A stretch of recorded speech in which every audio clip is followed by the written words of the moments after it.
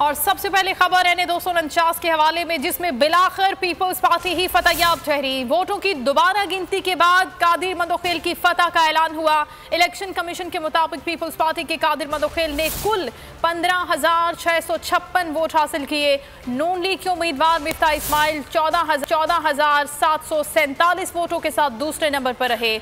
वोटों की गिनती 3 रोज जारी रही। पीपल्स पार्टी के सिवा दीगर जमातों ने गिनती का बॉयकॉट किया। फतह का ऐलान होते ही पीपल्स पार्टी के जियालों ने कामयाबी का भरपूर जश्न मनाया।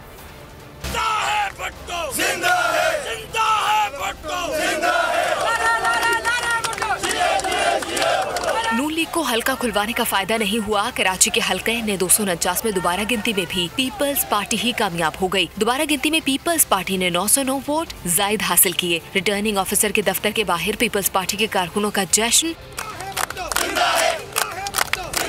इलेक्शन कमीशन के मुताबिक दोबारा गिनती में पीपल्स पार्टी के कादिर मंदोखेल ने 15,656 जबकि नून लीग के मिफ्ता इस्माइल ने 14,747 वोट हासिल किए। NA 249 में इंतखाबी नताइज को नून लीग के उम्मीदवार मिफ्ता इस्माइल की जानिब से चैलेंज किया गया था। ताहम जब वोटों की गिनती शुरू हुई तो नून लीग और दीगर जमातों ने गिनती के अमल पर एतराजात उठा दिए और रिकाउंटिंग का बायकॉट किया था।